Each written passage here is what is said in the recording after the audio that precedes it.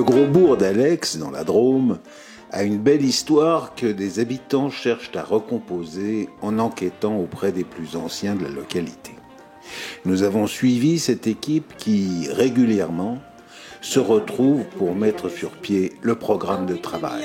Et, curieusement, la première étape de cette enquête nous a amenés au Petit Jésus.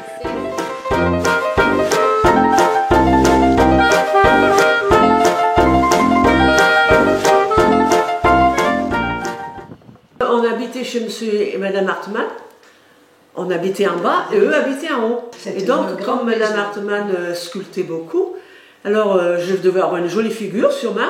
Ils m'ont mis sur ce meuble et pendant ce temps, maman me tenait et elle piquait un peu la pierre, quoi. Et voilà. Oui, parce qu'ils habitaient une grosse maison qui est au-dessus de la fabrique, qu'on appelle le terrail. Votre famille au rez-de-chaussée et oui. Au premier étage, et donc il y avait 6 enfants, plus 6 enfants. Et oui, il y avait 12 enfants. Oui. 12 enfants. Mais il y avait un terrain quand même qui était. On est venu habiter ici, ça devait être dans le mois de novembre. La ferme de Boudray. Au mois de novembre, parce que la maison n'était pas finie. Ils ont fait tout plein de réparations. Parce qu'ici, c'était qu'une seule pièce. Là, dans le couloir, la montée d'escalier, c'était une grande cheminée. Mais je ne m'occupais pas des brebis à ce moment-là, c'était mes beaux-parents qui s'occupaient des brebis. Donc vous habitiez tous dans la même maison? Tous dans la même maison. D'accord, ok. Oui.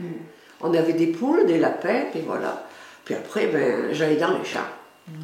Parce que mon mari, il pressait le fourrage, tout ça, il faisait des ballots. Et qu'est-ce qu'il fallait faire? Il fallait que je lui aide. Alors un coup, je montais sur le tracteur. Après, parce qu'après, il y avait quelqu'un quand même qui faisait passer les ballots. Mon mari était sur la remorque, faisait passer les ballots avec une fourche. Et moi, je conduisais le tracteur, j'avançais à mesure.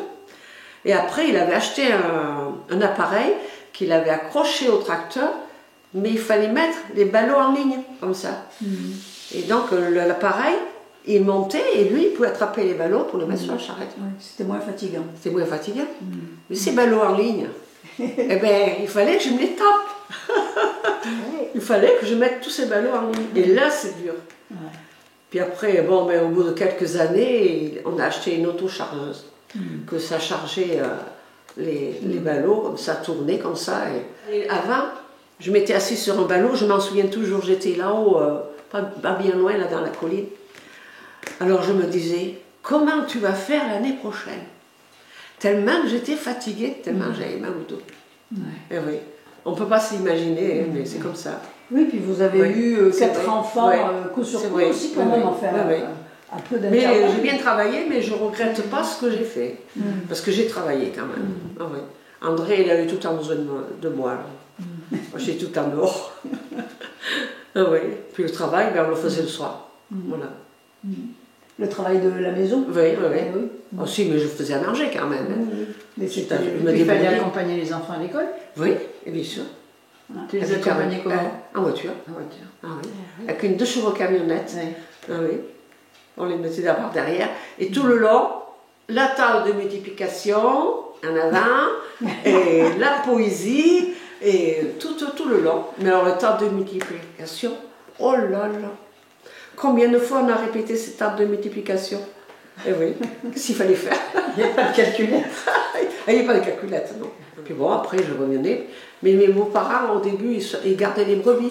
C'est pas moi qui y allais. Après, ça a été moi, quoi. Alors, des fois, je disais, là, s'il pouvait pleuvoir, je garde pas ces brebis. Parce que ça se faisait exprès, il fallait les sortir et quand il pleut, on ne les sort pas. Alors c'est pour ça que des fois, j'aurais aimé qu'il pleuve. C'est très compréhensible. Et ouais. Mais je partais, j'avais mon tricotage toujours, et j'étais bien parce que c'était grand. Alors je ne bougeais pas trop. Et voilà. Et après, je redescendais. À pied, bien sûr. Mais il n'y a pas beaucoup de voitures quand même. Non, mais je passais à travers champ. Ah oui, d'accord. Tout à travers champ. Et vous avez commencé la culture des melons à quel moment? Je m'en souviens pas. Parce qu'ici, j'ai toujours. Oui, mon mari, il en faisait. Oui. Il en faisait quand on s'est mariés. Et puis moi, je ne pouvais pas lui aider parce qu'il y avait des enfants qui étaient petits.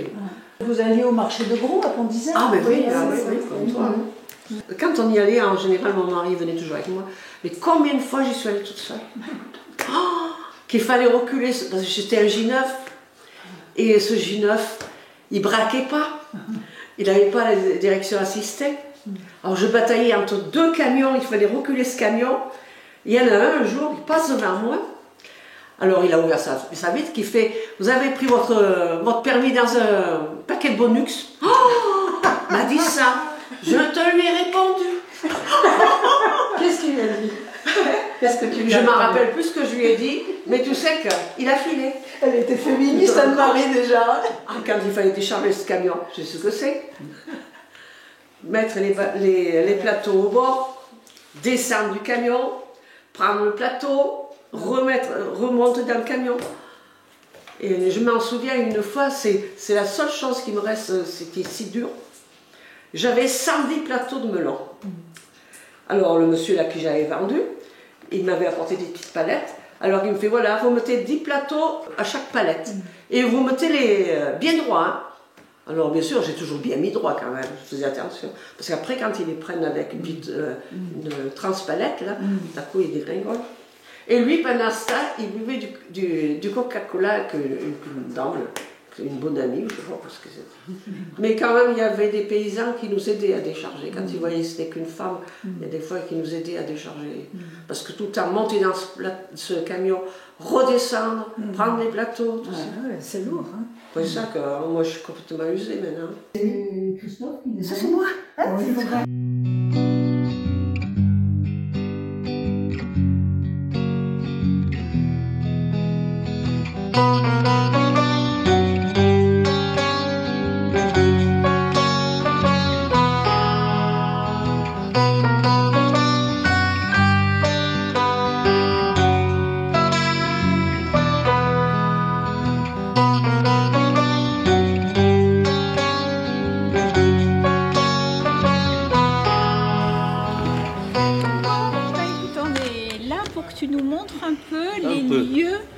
Voilà, que j'ai fréquenté pendant 6 ans. Pendant 6 ans, De 42 à 48. Très bien. Voilà. Donc ça, c'était une cour, mais qui n'était pas utilisée pour jouer. Non. D'accord. C'était un passage, simplement. D'accord. Et là, alors, donc là, c'était en bas, c'était le réfectoire. Les réfectoires des petits. Parce qu'il y avait les petits et les grands. Ah voilà, c'était deux divisions. C'était les divisions. D'accord. Division des grands et division des petits. Alors les petits, 6e, 5e, 4e, et après 3e, seconde, première. D'accord, ça Voilà. s'arrêtait à fin de première. Oui, D'accord. oui. Ok. Donc là, c'était le réfectoire des petits, et là-bas, en face, le réfectoire des grands. D'accord. Donc, il y avait toujours une séparation pour tout. Récréation, division... Les dortoirs. Dortoirs, bien sûr. Ah, elles étaient dans le château. Oui. D'accord. Oui. Et donc les salles de classe étaient en bas ou en haut? En haut. En haut, au En premier haut. étage? Oui, oui. D'accord. qui donne sur le balcon. Là. Oui. D'accord. Oui. Et en dessus, c'était des chambres Et des les salles pères d'études, il y avait les salles d'études aussi. Là. aussi. Oui, et les salles de classe, il y en avait plus loin dans l'autre bâtiment. Mais on fait toujours la différence entre les frères et les pères. C'était quoi Ah la ben, les différence frères, c'était pas des prêtres. Oui, d'accord. Ils ok. n'étaient pas prêtres. Et Ils avaient une faisaient- fonction. Voilà, ils avaient des fonctions. Une fonction ordinaire de cuisinier, de D'accord, portier, ok. etc. Le jardin? Jardin, oh là, oui, Ouais. bien sûr. D'accord. Et Ah les oui. pères, ils enseignaient eux. Ah oui. D'accord. Oui. On était, finalement, c'était que des prêtres, que des pères qui enseignaient. Il n'y avait pas de civils. D'accord. Voilà. Parce qu'ils Ah, ont. Les pères, ils sont venus en 1920 20. Ouais. et il n'y avait que le château Voilà. à cette époque-là. Oui. C'est ça. Hein. Et là, quand tu y étais, ça s'appelait comment? L'école des missions? Non, les petits clercs de Saint-Joseph. Les petits clercs de Saint-Joseph. Voilà. Parce que le château, il remonte à quand? Ouh, C'était la famille Latour du Pin. la tour du pain, oui. Donc c'était très 1700 ancien. et quelques, 16-1700, hein. Mais il avait été refait en 1700 et quelques, Oui. effectivement. S'il existait avant. Oui, Et puis dans les années 1700, enfin fin du 18e, oui. ils ont gardé que la partie voilà. du rez-de-chaussée. Rez-de-chaussée. Et tout le reste a été Ouais. démoli, a été refait, Refait. dans le goût italien un peu. Voilà.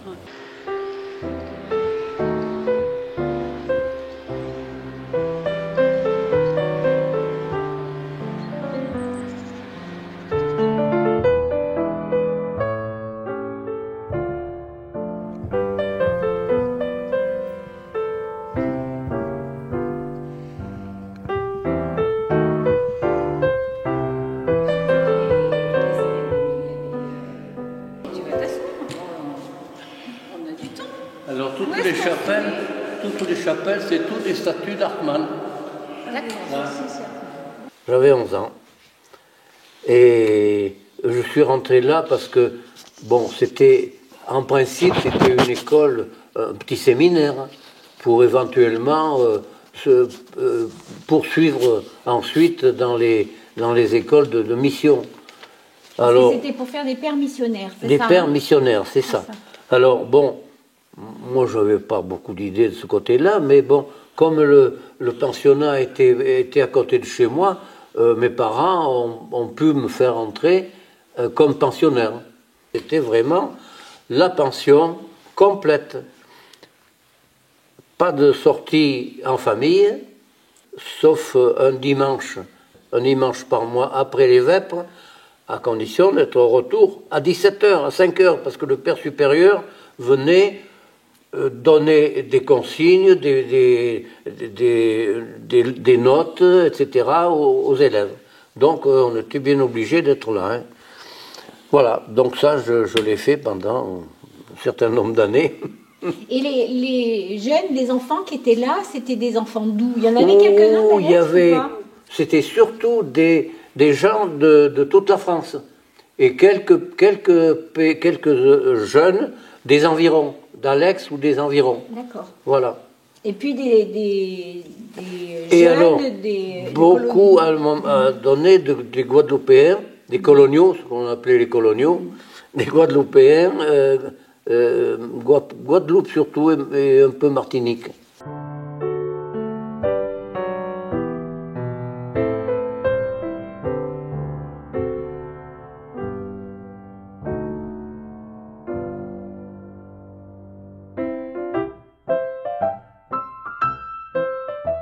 On se levait très bonne heure d'abord, au petit jour.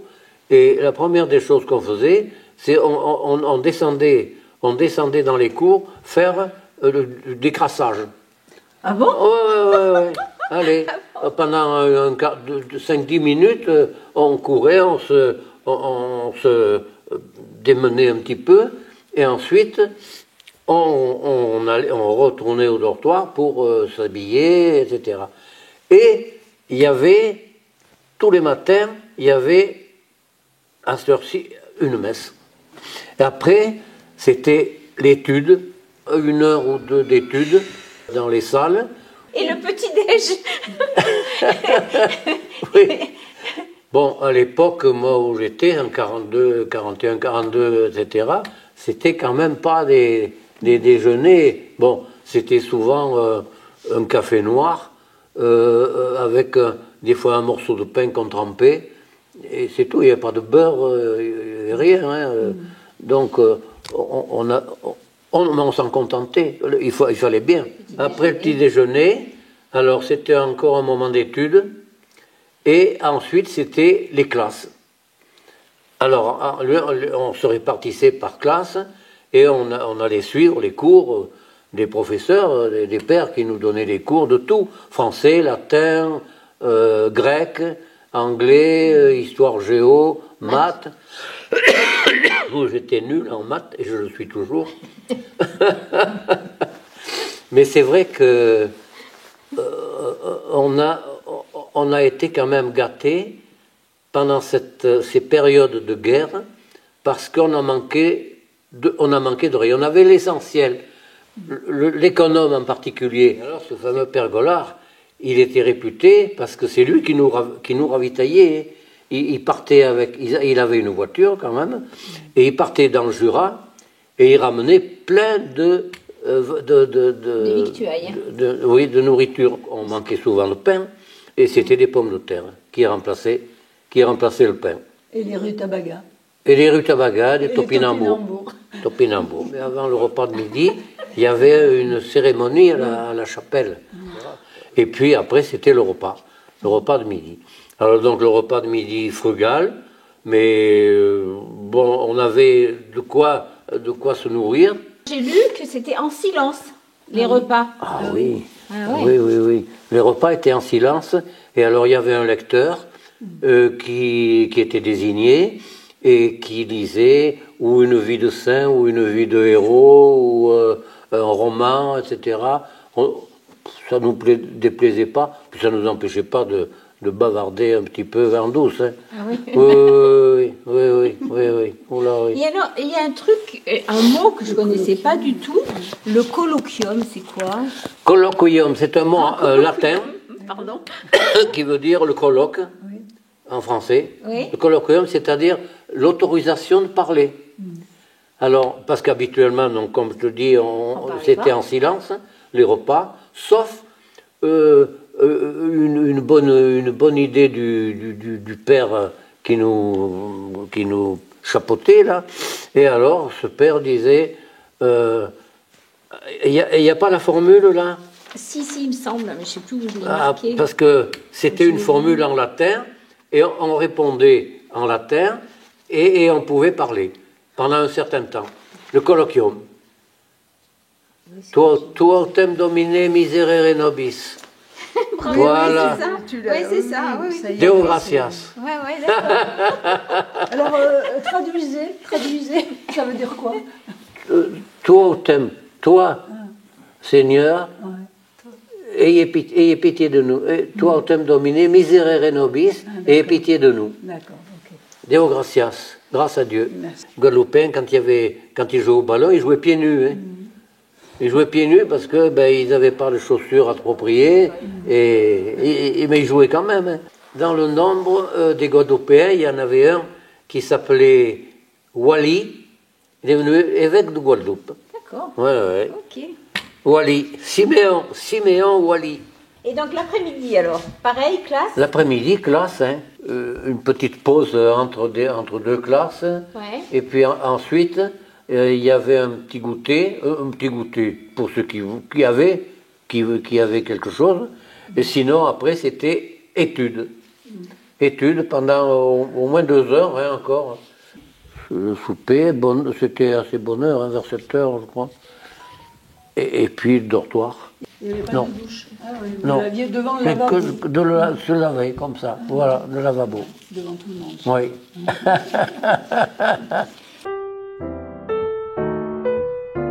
Le jeudi, le mercredi, ou le mercredi, c'est une plus. Non, c'était le jeudi à l'époque. Le jeudi à l'époque. Ouais. Ben écoute, il y avait le matin des études, le mercredi des études, et souvent, donc, l'après-midi, balade. Mais surtout quand on était dans la division des petits, on était toujours accompagnés. On se baignait dans le lac. Mais je ne crois pas qu'on se baignait dans la Drôme.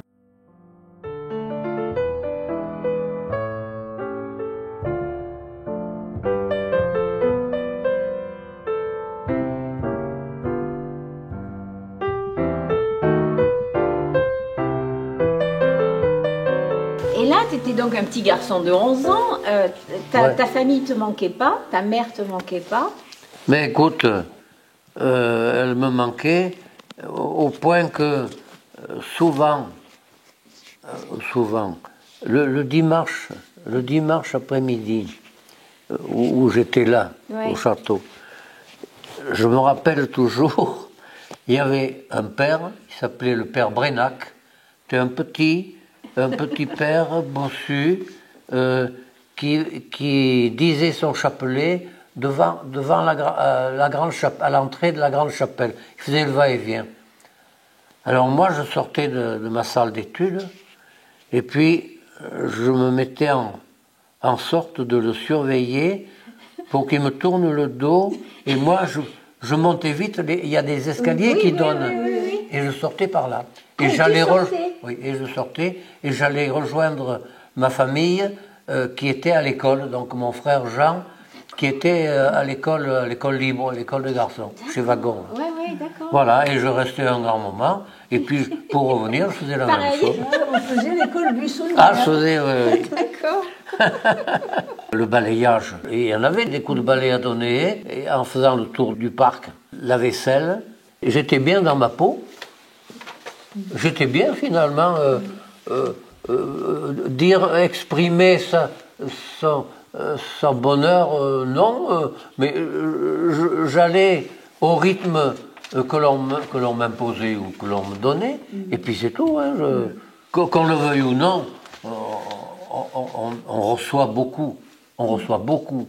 Quand on est en groupe comme ça, et qu'on est obligé de supporter certaines choses qui nous plaisent plus ou moins, et puis on le fait quand même, eh bien, mais tout ça rentre tout doucement dans ses mœurs, et puis voilà, on en sort beaucoup plus mûri. Tolérant un peu aussi. mûri. Un peu tolérant, non? Oui. Vis-à-vis des autres. Oui. Ouais. Oui aussi. Solidaire aussi quand même. Peut-être. C'est le groupe aussi. Oui, La voilà, c'est ça, solidarité. l'esprit de groupe. Ouais.